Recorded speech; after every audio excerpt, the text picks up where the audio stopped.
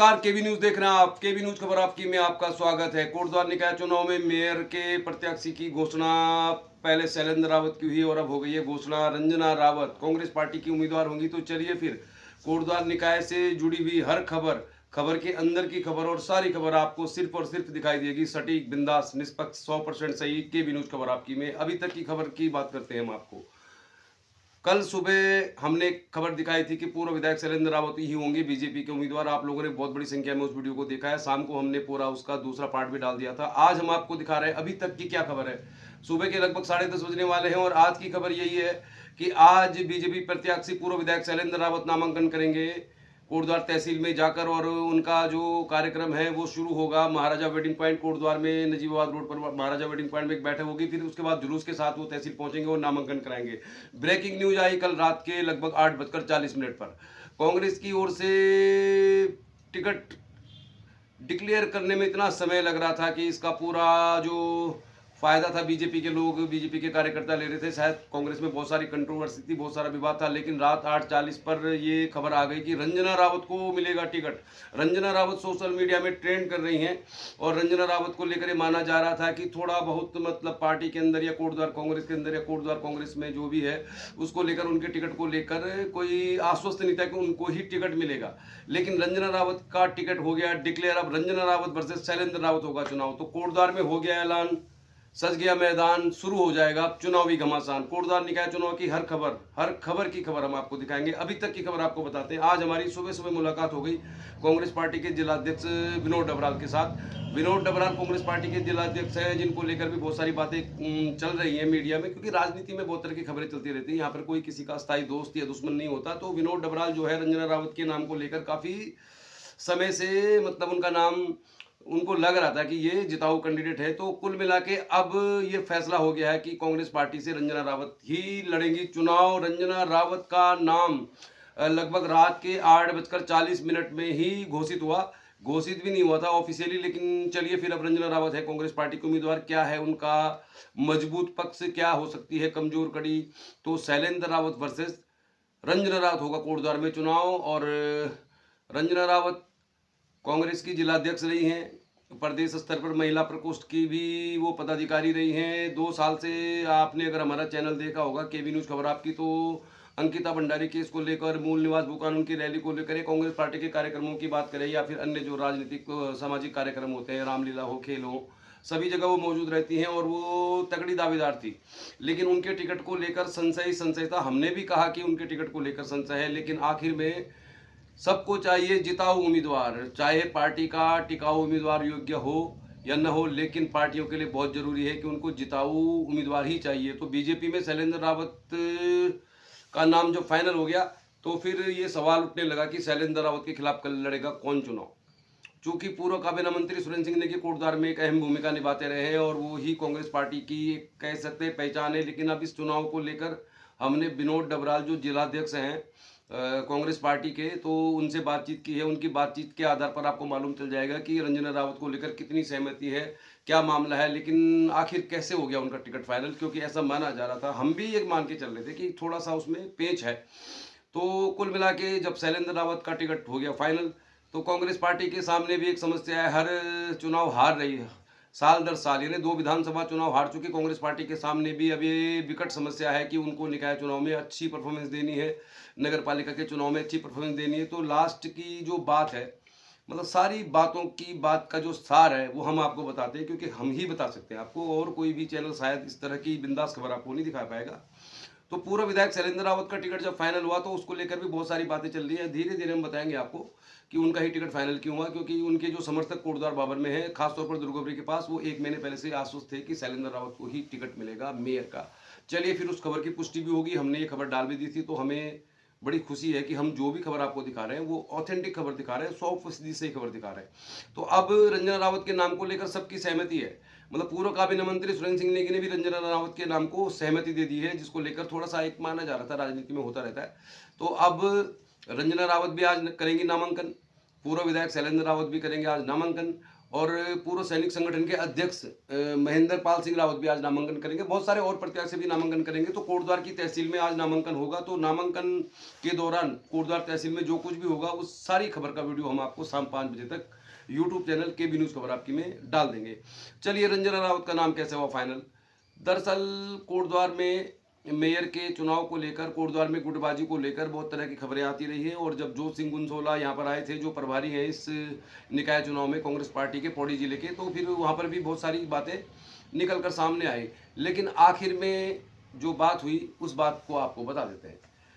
रंजना रावत को लेकर बहुत सारे जो लोग थे वो ऊपर से कोशिश कर रहे थे, ये ना संगठन से जुड़े हुए, सोशल मीडिया से जुड़े हुए, मीडिया प्रभारी से लेके गणेश गोदियाल हो या बहुत सारे लोग, ऐसा माना जा रहा था कि रंजना रावत एक जिताऊ उम्मीदवार है। और आखिर में यही बात हुई कि जब बीजेपी पूर्व विधायक शैलेंद्र रावत को टिकट दे सकती है, जो पूर्व में कांग्रेस में थे और अब वो एक दमदार प्रत्याशी हैं कोटद्वार में, तो शायद फिर ये सोचकर ही फैसला आखिर में सहमति से हुआ। ये फैसला दिल्ली से हुआ, देहरादून में फ़ोन आया और फिर कोटद्वार में एक खबर आ गई रात 8:40 के आसपास।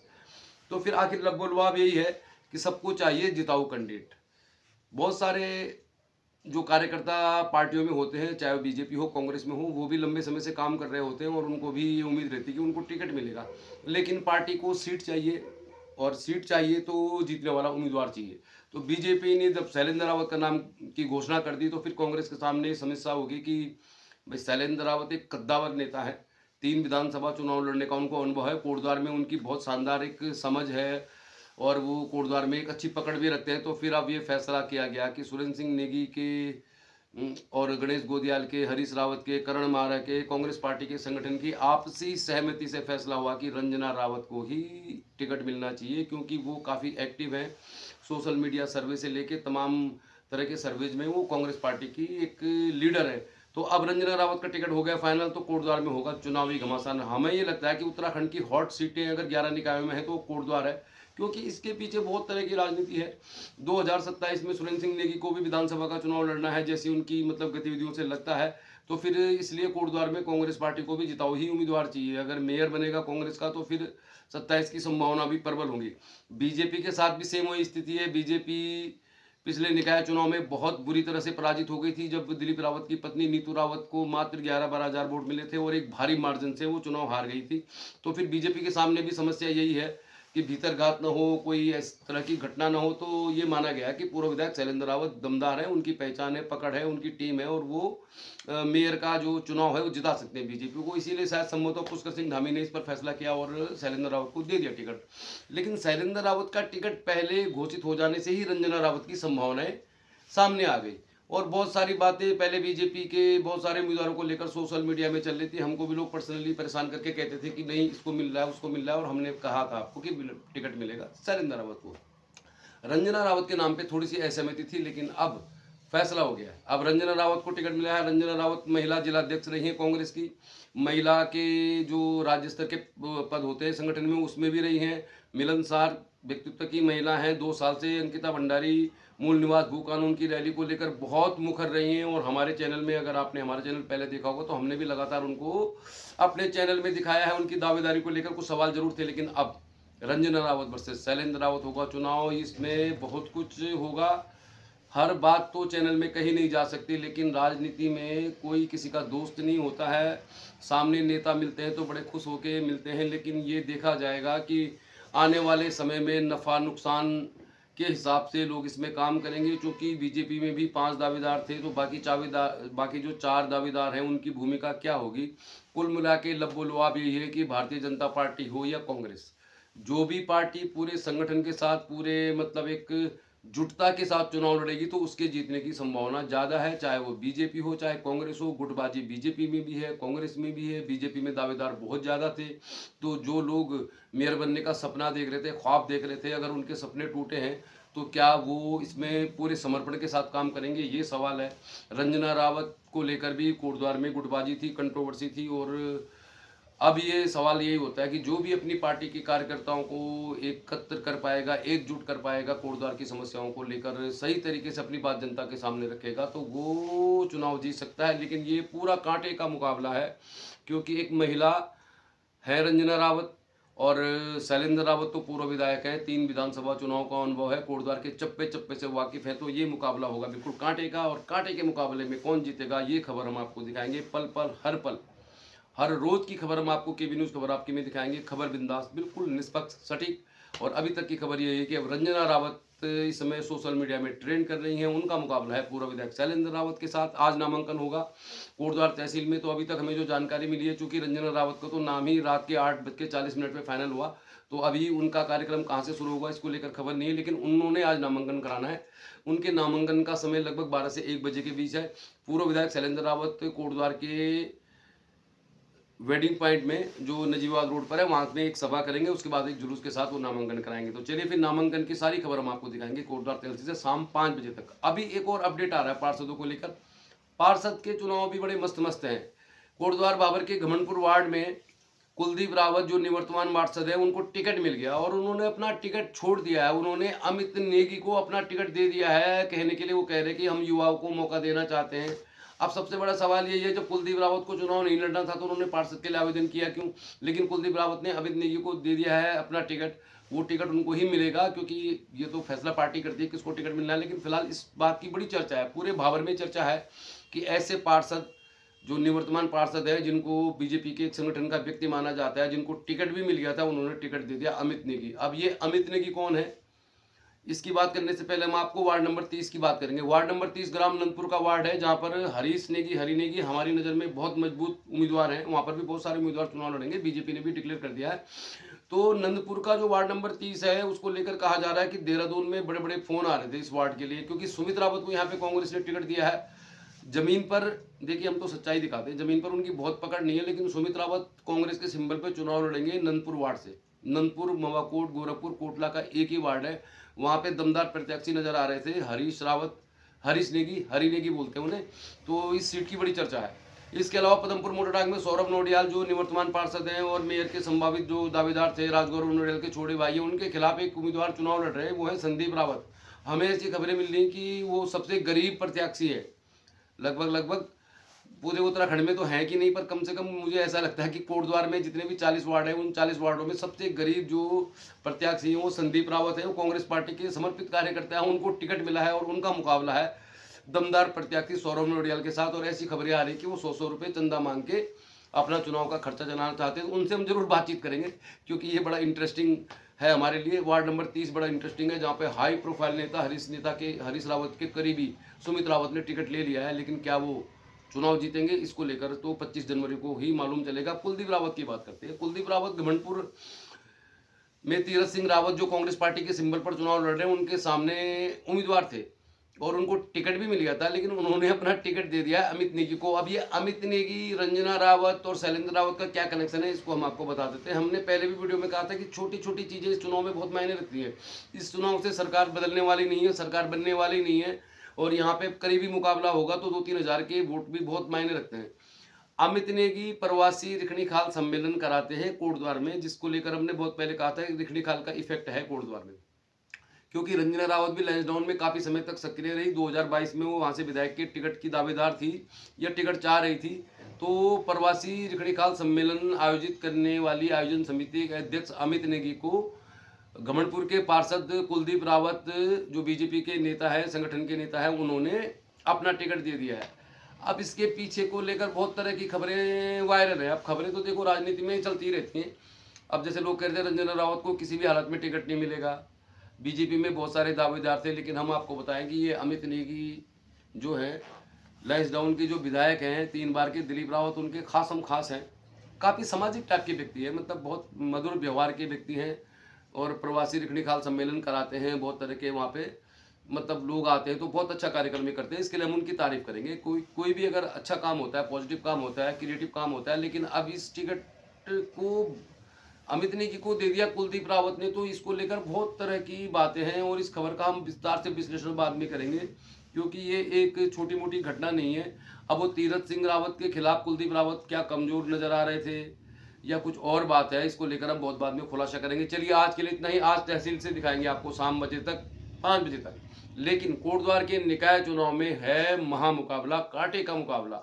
अब ऐलान हो गया है टिकटों का और घमासान चुनावी शुरू हो जाएगा 1-2 दिन के बाद। तो चलिए फिर केबी न्यूज़ देख रहे हैं, हर खबर की खबर हम आपको दिखाएंगे। अब आपको दिखाते हैं, हम ग्राम मवाकोट में गए थे कुछ काम से। मवाकोट यानी कि दुर्गापुरी से अगर आप 1 किलोमीटर नॉर्थ की ओर जाते हो, वहाँ पर एक बड़का पेड़ है, एक तिराहा है।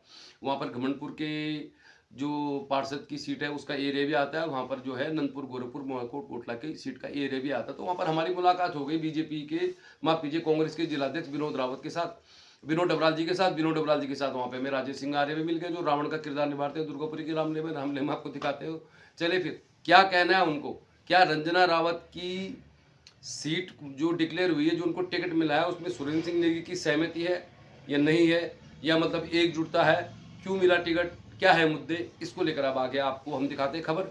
सीधे कोटद्वार भाबर के ग्राम घमंडपुर में हमें मिल गए कांग्रेस के जिलाध्यक्ष विनोद डबराल, जो रंजना रावत को टिकट देने के लिए बहुत लंबे समय से प्रयास कर रहे थे। उनके साथ बातचीत का वीडियो देखिए, शाम 5 बजे आपको दिखाएंगे हम कोटद्वार तहसील से। चलिए फिर केबी न्यूज़ खबर आपकी में, खबर बिल्कुल सही। चलिए फिर चलते चलते अब तो चुनाव में तेजी आ गई है। आज दोनों ही पार्टियां नामांकन करेंगी। इस समय कोटद्वार बाबर के मवाकोट में, यहाँ पर हमारी मुलाकात हो गई जिलाध्यक्ष विनोद डबराल से, उनसे बातचीत हुई है। तो दिखाते हैं आपको क्या बातचीत हुई। और ये तिराहा सुबह का समय, इस समय 8 बज रहे हैं। चलिए फिर केबी न्यूज़ में निकाय चुनाव को लेकर हम आपको लगातार खबरें दिखा रहे थे। और अब जबकि कांग्रेस पार्टी का भी प्रत्याशी डिक्लेयर हो गया, काफ़ी मंथन के बाद हमारे साथ मौजूद है जिलाध्यक्ष विनोद डबराल जी, जो काफ़ी समय से इस जिताऊ कैंडिडेट के लिए भी काफ़ी समर्पित थे। तो उनसे थोड़ा बातचीत कर लेते हैं। यहाँ पे राजेश सिंह आर्य जी भी है, जो कांग्रेस पार्टी के नेता हैं और प्रकोष्ठ के पदाधिकारी भी है। हमारे साथ विनोद सिंह जी भी हैं, जो पूर्व प्रधान है ग्राम नंदपुर के। तो डबराल जी, ये जो टिकट डिक्लेयर हुआ, काफ़ी समय लग गया, काफ़ी देर हुई, तो बताइए फिर क्या स्थिति है, अब रंजना रावत को टिकट मिल गया? देखिए, सबसे पहले मैं अपने प्रदेश नेतृत्व और अपने वरिष्ठ नेता जो भी हमारे हैं, जिसमें हरीश रावत जी, सुरेंद्र सिंह नेगी जी, गणेश गोदयाल जी, हमारे प्रदेश अध्यक्ष करण मेहरा जी, और पूरा प्रदेश हाईकमान का मैं धन्यवाद करता हूं कि उन्होंने कोटद्वार में एक बहुत अच्छा कैंडिडेट कार्यकर्ताओं को के कहने पे यहाँ पे दिया है। और कैंडिडेट हमारे सारे बहुत अच्छे थे, जितने भी कैंडिडेट थे सब कैंडिडेट हमारे बहुत योग्य थे, लेकिन टिकट एक को मिलता है, तो इसमें चयन रंजना रावत का हुआ है। तो मैं अपने प्रदेश हाईकमान को बहुत बहुत धन्यवाद देता हूँ। और देखिए, जो कोटद्वार की स्थिति है इस टाइम, इसमें हमारी जो पूर्व में मेयर रही, बहुत अच्छा काम उन्होंने कोटद्वार में किया। और आपको पता होगा कि जैसे कोटद्वार में टैक्स लगाने की बात हुई थी, तो हमारी जो पूर्व में मेयर रही श्रीमती हेमलता नेगी जी ने उसका पुरजोर विरोध किया। उसका परिणाम है कि 5 साल तक उन्होंने जनता पर टैक्स नहीं लगने दिया। और फिर भाजपा की यहाँ पे टैक्स लगाने की जो प्रक्रिया इन्होंने शुरू कर दी थी इस बीच, तो उसके परिप्रेक्ष्य में मैं कोटद्वार की जनता से अनुरोध करता हूँ कि आप कांग्रेस का मेयर यहाँ पे जिताइए, जो कि आप, क्योंकि इन्होंने जब मेयर यहाँ पे जो नगर निगम बनाया था, तो इसमें वादा किया था कि 10 साल तक कोटद्वार की जनता पे टैक्स नहीं लगेगा। लेकिन पिछले जो 1 साल प्रशासक का रहा, इसमें इन्होंने ये प्रक्रिया शुरू कर दिया। लोगों के दुकानों जो दुकानदार थे उन पर तो टैक्स इन्होंने लगा दिया, लेकिन आम जनता पे भी ये टैक्स लगाने की तैयारी कर रहे हैं। तो मेरा कोटद्वार की समस्त जनता से अनुरोध है कि टैक्स से बचाने के लिए यहाँ पे कांग्रेस का मेयर बनाना बहुत ज़रूरी है। और मैं अपने तमाम कोटद्वार के कार्यकर्ताओं से अनुरोध करता हूँ कि आप रंजना रावत और तमाम जितने पार्षद हमारे यहाँ पे कांग्रेस के टिकट पे चुनाव लड़े, इनको जिता के भेजिए। और निश्चित तौर पे कोटद्वार का बहुत अच्छा कार्य यहाँ पे हमारे सब जनप्रतिनिधि करेंगे। अच्छा डबराल जी, तो ठीक है, टैक्स लगाने की प्रक्रिया को रोकने में उनकी भूमिका रही है। तो आप, बीजेपी तो ये कहेगी कि भाई सरकार हमारी है, मेयर भी हमारा ही होना चाहिए, या फिर आप शैलेंद्र रावत जो इस समय बहुत मजबूत उम्मीदवार माने जाते हैं, उनकी चुनौती को कैसे देखते हैं? देखिए, बीजेपी कहेगी कि सरकार हमारी, लेकिन इनका विधायक भी यहाँ पे इनकी है, सरकार भी इनकी, लेकिन इनका आप 3 साल का कार्यकाल देखें तो माननीय ऋतु खंडूड़ी भूषण जी ने यहाँ पे 41 गारंटी कोटद्वार को दी थी, जिसमें मेडिकल कॉलेज, जिला, चिल्लरखाल मार्ग, यहाँ पे स्मार्ट सिटी, लेकिन एक भी काम अगर धरातल पे हुआ तो आप जनता के सामने बताइए।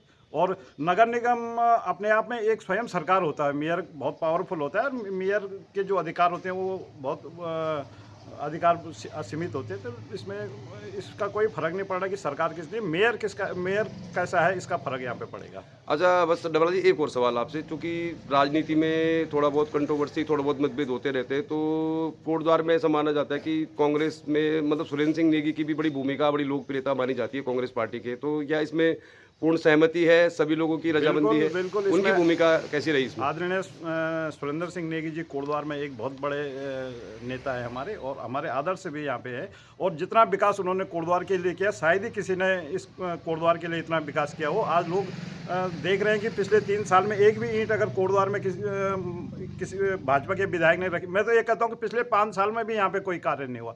तो आदरणीय सुरेंद्र सिंह नेगी जी ने जो कोटद्वार के लिए किया वो कोई भुला नहीं सकता। और आदरणीय सुरेंद्र सिंह नेगी जी के आशीर्वाद से हम ये चुनाव लड़ेंगे, और उनका इस टिकट में उनका पूर्ण रूप से उनकी पूर्ण सहमति से ही ये टिकट हुआ है। और आदरणीय सुरेंद्र सिंह नेगी जी हमारे आदर्श हैं, और उनके दिशा निर्देश पे यहाँ पे हम चुनाव लड़ेंगे। तो नामांकन का समय कुछ कितने बजे? 12 बजे आज हमारा नामांकन का समय। तो मैं तमाम कांग्रेस के कार्यकर्ताओं को, कोटद्वार की जनता से आह्वान करता हूँ कि आप 12 बजे तहसील पहुँचिए और रंजना रावत जी के नामांकन में शामिल हुई। बहुत बहुत धन्यवाद, बहुत धन्यवाद। राजेश सिंह आर्य जी भी, तो राजेश सिंह आर्य जी आप भी बहुत अच्छे वक्ता रहे हैं, प्रकोष्ठ में भी हैं, तो कैसे देखते हैं आप? रंजना रावत वर्सेस शैलेंद्र रावत हो गया चुनाव, तो कांग्रेस पार्टी क्या दोबारा इस सीट को जीत पाएगी? क्या आपको संभावना लगती है, और क्या है मुद्दा? मैं सिर्फ इस विषय पर इतना ही कहना चाहूँगा कि ये एक प्रकार से गरीबों को इस चुनाव के बारे में सोचना पड़ेगा कि अगर भारतीय जनता पार्टी छल से अगर इस चुनाव को जीत लेती है, तो जो हमारी गौशालाएं नपी हैं, जो हमारे छोटे छोटे मकान नपे हैं, जो एक गरीब व्यक्ति का टूटा फूटा मकान पर भी नगर निगम के द्वारा जो इस समय फीते लगाए गए हैं, वो सारे के सारे यहाँ पर भारतीय जनता पार्टी का मेयर अगर बनता है तो तुरंत यहाँ पर वो सारे कर लागू हो जाएंगे, और एक गरीब व्यक्ति को भी कम से कम सालाना 4 और 5 हज़ार रुपये अपने मकान का टैक्स देना पड़ेगा। मैं मानता हूँ कि अगर हम इस टैक्स से बचना चाहते हैं तो यहाँ पर हमको कांग्रेस का ही मेयर बिठाना पड़ेगा।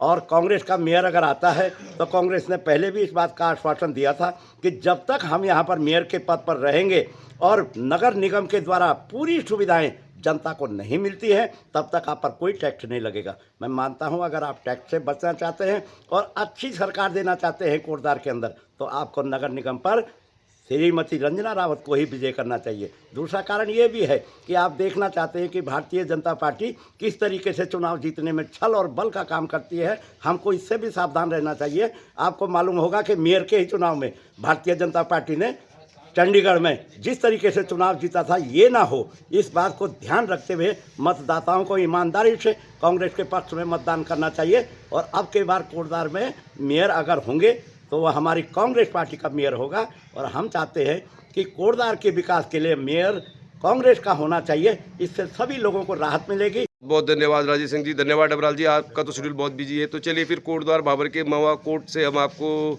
इस समय खबर दिखा रहे थे, मुलाकात हो गई चलते चलते।